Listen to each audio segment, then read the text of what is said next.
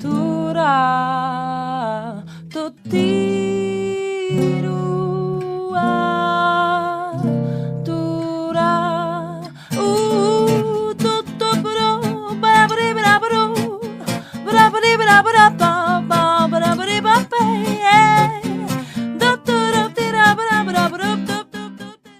Bienvenidas, bienvenidos, bienvenidas todas, todos, todos a Hora Constituyente. Estamos en el cuarto capítulo de esta temporada especial que hemos denominado Narrativas de la Política Actual. Partimos el primer capítulo hablando de racismo, el segundo sobre aborto y el tercero sobre disidencias e identidades sexuales. Hoy vamos a hablar de la constitución feminista que queremos, contenidos, método, cuáles son los derechos que hay que asegurar en esta nueva constitución, pero también pensando en las instituciones y en la distribución del poder, porque aquí también se habla de cómo pensamos y profundizamos nuestra democracia. Por eso en esta temporada de Hora Constituyente, los testimonios, la visibilización de las historias y las propuestas de las mujeres feministas de los diferentes ámbitos, con diferentes luchas, pero donde hay un denominador común: asegurar derechos, inclusión, trato igualitario. Todo eso debe estar en esta nueva constitución. Por eso, este 25 de octubre es fundamental votar apruebo y además convención constitucional, que va a ser paritaria, participativa, y de ahí se va a abrir el debate sobre quiénes van a ser nuestros representantes y qué ideas, proyectos, contenidos van a plasmarse en ese texto. Es un proceso histórico de aprendizaje y que invitamos todos y todas en Hora Constituyente a seguir, a debatir, a informarse. La participación efectiva, la incidencia en los asuntos públicos es algo que tenemos que hacer ahora. En el capítulo de hoy nos acompaña Francisca Fernández Droguet. Ella es vocera del Movimiento por el Agua y los Territorios. Además es parte del Comité Socioambiental de la Coordinadora 8M. La Pancha Fernández Droguet nos va a explicar el concepto de poder destituyente y constituyente y además cómo se asegura un robusto catálogo de derechos de las personas y del planeta, una mirada ecofeminista. Junto a Pancha Fernández nos acompaña Bárbara Sepúlveda Ales. Ella es directora ejecutiva de ABOFEM, Asociación de Abogadas Feministas, y nos va a explicar el concepto de derechos y cómo se aseguran y garantizan con una institucionalidad que dé cuenta de que esos derechos sean efectivos. Por ejemplo, el derecho a una vida libre de violencia. Pone como ejemplo cómo ese derecho no va a ser solo declarativo, sino cómo se interrelacionan instituciones y se piensa en que esto no va a ser solo un catálogo, sino que un derecho que sea efectivo. Esto es Hora Constituyente, en nuestro cuarto capítulo, y quiero agradecerles a todas las mujeres feministas que dieron sus testimonios, nos contaron su activismo y por qué movilizan ideas, discursos y cómo están hoy en día motivadas para que juntas hagamos historia. Y vamos a votar el 25 de octubre apruebo y convención constitucional. Esto es Hora Constituyente en la temporada especial y las dejo con Bárbara Sepúlveda y Francisca Fernández Droguet. Hola, mi nombre es Bárbara Sepúlveda Ales. Yo soy la directora ejecutiva de la Asociación de Abogadas Feministas de Chile y quiero conversar con ustedes sobre la Constitución Feminista. La Constitución Feminista es un proyecto que tenemos las organizaciones feministas y organizaciones de mujeres en Chile, además de las organizaciones de la diversidad sexual. Este proyecto de Constitución Feminista tiene como ambición no solo consagrar los derechos de las mujeres y de las diversidades sexuales, precisamente porque si bien los derechos son fundamentales, son cruciales en una nueva Constitución, no podemos olvidar que estos derechos no pueden quedar simplemente como un bello catálogo como lo que nosotros podemos decir incluso solo poesía en la Constitución. Necesitamos de todas maneras un catálogo de derechos fundamentales robusto y completo, pero para poder hacer realidad estos derechos necesitamos otro tipo de garantías específicas. Los derechos, como están hoy día en la Constitución del 80, no tienen una garantía asociada necesariamente. En este sentido, podemos ver, por ejemplo, lo que pasa con el recurso de protección. El recurso de protección solo protege algunos derechos de la Constitución y no todos ellos. Por supuesto que protege solo aquellos en los cuales el constituyente tenía interés de proteger. Entonces podemos ver, por ejemplo, la diferencia que existe entre la protección que hay al derecho de propiedad versus la protección que hay al derecho a la educación, que ni siquiera cuenta con la posibilidad de ser recurrido ante tribunales en el caso de que lo vulneren o lo amenacen.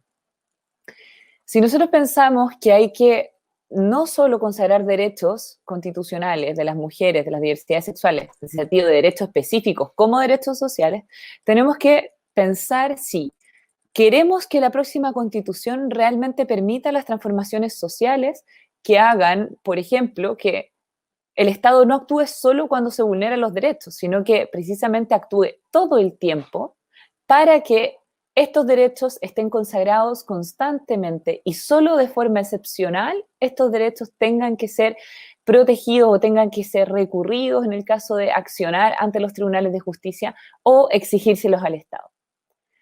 En este sentido, podemos ya identificar que hay dos garantías que son básicas para los derechos. Una es su judicialización, es decir, la posibilidad de que yo los pueda hacer exigibles ante tribunales, y la otra garantía es que yo pueda exigirle estos derechos al Estado. Y aquí, hoy día también tenemos un problema en la Constitución del 80. La Constitución del 80 tiene una lógica liberal tradicional que consagra ciertas fórmulas o ciertas frases de forma muy abierta, de forma muy abstracta, de tal modo que ha sido muy complejo saber a quién hay que exigirle los derechos para su cumplimiento. Pensamos que una nueva Constitución no debe replicar estos vicios, estas fórmulas, además obsoletas del liberalismo tradicional, que hace que las constituciones en el fondo sean solo papel. Necesitamos, en ese sentido, decirle al Estado, a través de mandatos específicos que estén consagrados en la Constitución, cuál es el rol, por ejemplo, de los poderes del Estado en la erradicación de la discriminación, la erradicación de la desigualdad, la prevención, la sanción efectiva de la violencia, además de tener una sociedad que apunte a la erradicación de la misma. Aquí los poderes del Estado, que son mínimo tres, ¿cierto? El poder judicial, el poder legislativo y el poder ejecutivo, van a tener roles específicos en estas materias. Y eso debe quedar consagrado en la Constitución. Entonces, si al poder judicial tenemos que decirle que no puede dictar sentencias que vulneren los derechos de las mujeres al mismo tiempo de que no pueden existir sentencias que produzcan efectivamente una discriminación en desmedro de los grupos históricamente desplazados, vulnerados, precarizados y discriminados. Entonces estamos diciéndole específicamente también al Poder Judicial cómo debe abordar, ¿cierto?, los problemas y los conflictos de derechos que se produzcan y que tengan un efecto específico en estos grupos especialmente protegidos. Podemos de todas maneras decirle al legislativo también que no se pueden crear leyes que discriminen a las mujeres o que tengan efectos discriminatorios para las mujeres. Y en este sentido hay muchos países que, por ejemplo, antes de dictar una ley o antes de terminar el proceso legislativo, incorporan ciertas secretarías especializadas que evalúan si estos proyectos están acordes o no a una perspectiva de género. Y eso se puede hacer de forma muy sencilla, no requiere mayor gasto, además de que sería del todo ideal que tanto los funcionarios del Congreso como todos los funcionarios del Estado estén capacitados en materias de género constantemente, no solo con una capacitación al año o algo que podemos ver hoy día que incluso en algunas materias es opcional. Tenemos que decirle al Estado que el enfoque de género es obligatorio en el diseño de todas las políticas públicas, no solo esas políticas que parecieran que solo sirven, por ejemplo, para defender los derechos de las mujeres, como las políticas sobre violencia, sino que cada política pública que diseña el Ejecutivo debe incorporar un enfoque de género. Y el Poder Ejecutivo, además, tiene institucionalidad específica para poder promover un enfoque de género transversalmente en el Estado. El Poder Ejecutivo tiene el Ministerio de la Mujer, que no es una política de cada gobierno. El Ministerio de la Mujer es una política de Estado, es un logro, además, del movimiento feminista, de las mujeres organizadas, y por lo tanto así hay que entenderlo. Este Ministerio de la Mujer debe ser el que lidere la transversalización del enfoque de género en el Estado, el trabajo interministerial, intersectorial para promover además todas aquellas medidas que sean necesarias para erradicar la violencia de género y las desigualdades, así como la discriminación. Para poder incorporar una perspectiva de género en la Constitución de punta a cabo, así como estamos viendo que deben haber garantías específicas para la protección de derechos, también tenemos que pensar en una necesaria redistribución del poder. Estos mecanismos específicos de participación vinculante y directa de la ciudadanía deben ser incorporados en la Constitución. Es decir, tenemos que ingresar en la sala de máquinas donde se distribuye el poder, donde podemos además ver quiénes ejercen el poder, cuáles son las atribuciones que este poder tiene. Y si entregamos, si pensamos en entregar poder a la ciudadanía, también debemos incorporar en la Constitución la iniciativa popular de ley, el referéndum revocatorio, los mecanismos plebiscitarios, e incluso para transformar la Constitución en una próxima ocasión debiese quedar en la misma Constitución consagrada la Asamblea Constituyente como el mecanismo idóneo, participativo y democrático, además que todos ansiamos y queremos para poder cambiar la Constitución.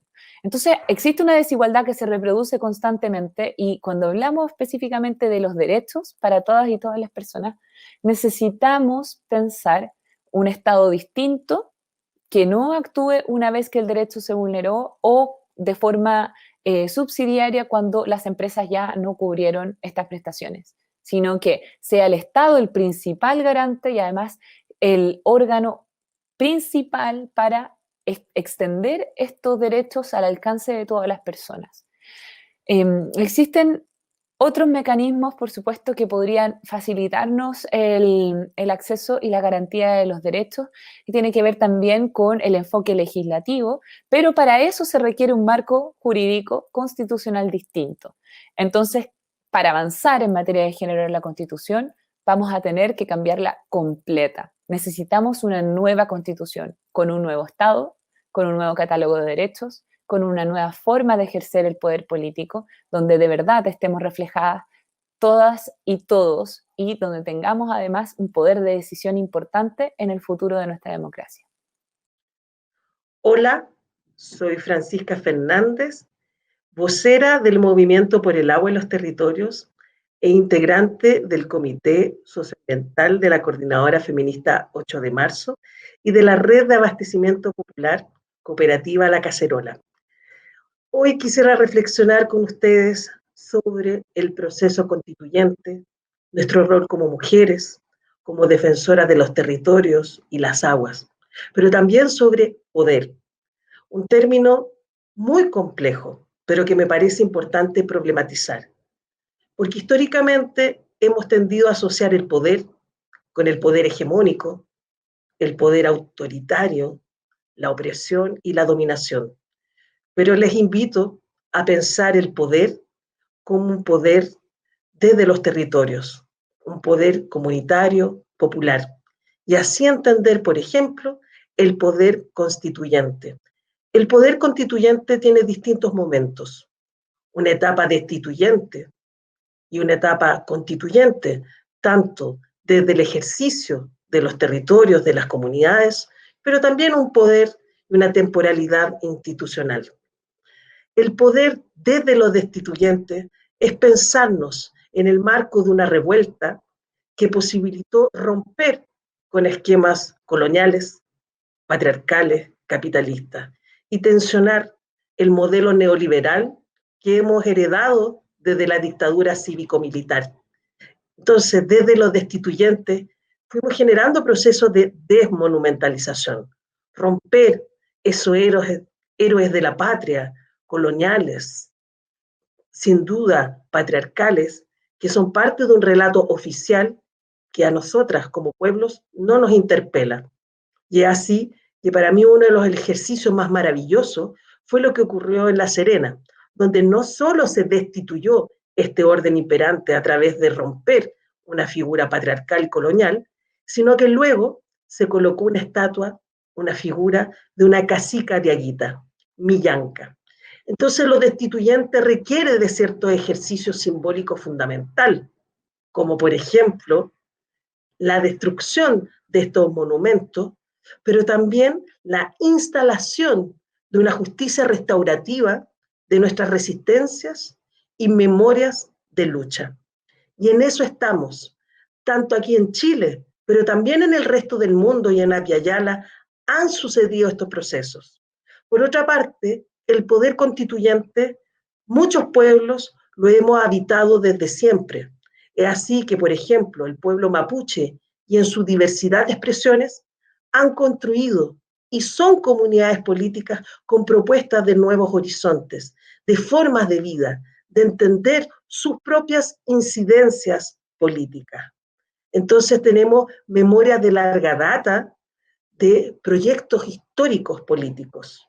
Pero por otra parte, necesitamos también pensarnos desde nuevas relaciones sociales. Y en ese sentido es fundamental terminar con la Constitución del 1980, heredada de la dictadura cívico-militar, para dar fin, por ejemplo, al Estado subsidiario, que finalmente generó la mercantilización y la privatización de todas las cosas. Entonces, hay un poder constituyente que es de una memoria de larga data y un poder constituyente de resistencias, pero con propuestas, con proyectos. Es así, por ejemplo, que las feministas, desde la Coordinadora Feminista 8 de Marzo y otras colectividades, llevamos 2 años organizando un encuentro de las que luchan y les que luchan, donde tenemos un programa eje que se basa en una crítica profunda a las violencias patriarcales, donde tenemos propuestas en el orden de todas las cosas: el derecho a la ciudad y a la vivienda digna, nuestra lucha socioambiental por la derogación del Código de Agua y el reconocimiento del agua como derecho humano y de la naturaleza, pero también la necesidad de la desmilitarización de los territorios. Tenemos propuestas antirracistas, donde se reconozca a su vez la migración como un derecho humano, el derecho al trabajo, a la seguridad social, a pensar una educación feminista y no sexista. Eso es un programa. También como Movimiento por el Agua y los Territorios, el año pasado generamos alrededor de 170 cabildos por el agua de Arica a Magallanes, que derivó en un decálogo por los derechos de las aguas y de una gestión comunitaria, donde decidimos y decimos el agua como derecho humano, pero también de la naturaleza, para restaurar los flujos y las memorias de las aguas.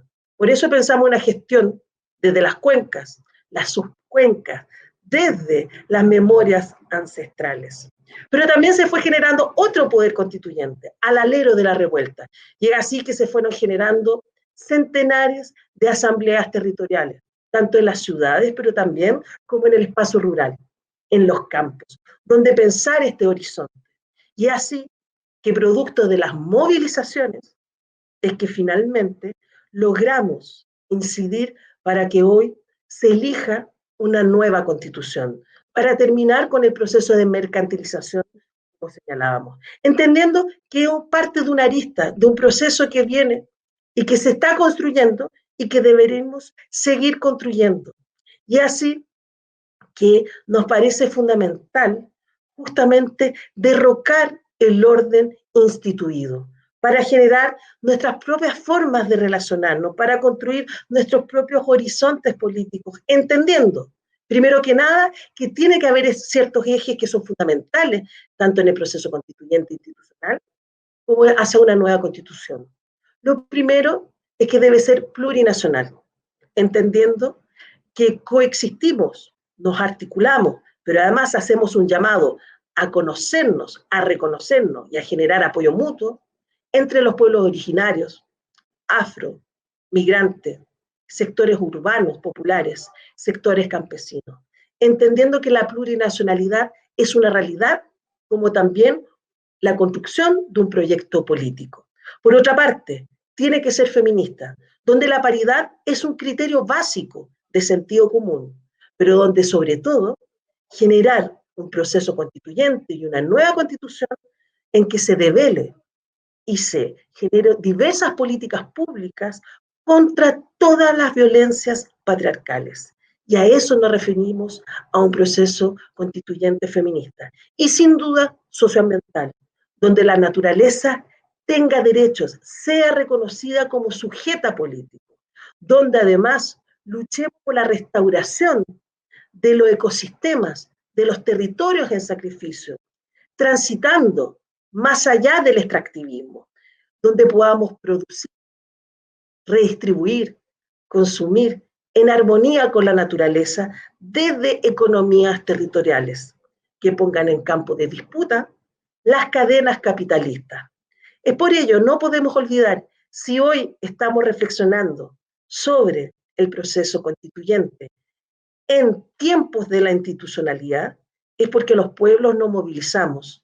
Nos hemos movilizado siempre, pero sin duda el 18 de octubre fue un proceso que se multiplicó por todos los territorios y que producto de esas movilizaciones es que hoy tenemos la posibilidad de transitar hacia una nueva constitución, entendiendo que no va a ser la solución de todas las cosas, que es un camino por seguir a construir, pero que es fundamental como hito de una justicia simbólica, donde aprobar una nueva constitución sea mayoritaria para decir, hoy somos los pueblos los que decidimos cuáles son nuestros devenires, cuáles son las formas y los horizontes y los mundos que queremos habitar, entendiendo que el proceso no termina ahí, no tenemos que seguir movilizando, tenemos que tener claridad además también de las limitaciones de un acuerdo de paz en el 2019 que generó una ley 21.200 donde se puede estar debatiendo el proceso constitucional y seguir aprobando ese tratado de libre comercio, que para nosotras y nosotros es una arista más del incentivo del extractivismo y la privatización y mercantilización de los bienes comunitarios. Pero por lo mismo es que entendemos esto como parte de un proceso, como parte que requiere de una nueva constitución, pero que requiere que nos sigamos movilizando. Es por eso que hago un llamado a las mujeres, a las disidencias, a los distintos sectores a aprobar un proceso fundamental, pero también en este mismo llamado a seguir construyendo la posibilidad de nuestra asamblea constituyente popular, plurinacional, feminista y sin duda socioambiental. Así que arriba las y los que luchan. Queremos agradecer a todas las feministas, activistas que participaron de esta serie de Hora Constituyente. Este 2020 hicimos algo especial, en modo pandemia. Todas se grabaron, nos dieron sus testimonios y fuimos capaces de crear esta temporada con un enfoque feminista, hablando de la constituyente, un programa que lleva más de 10 años y esta temporada es clave. Se vota este 25 de octubre, apruebo y convención constitucional. Esto es Hora Constituyente. Agradecemos a todas, todos, todes y nos despedimos por esta temporada, pero seguiremos registrando todo lo que se viene en este proceso constituyente y una temporada nueva prontamente. Esto es Hora Constituyente en la voz de los que sobran. Que estén muy bien.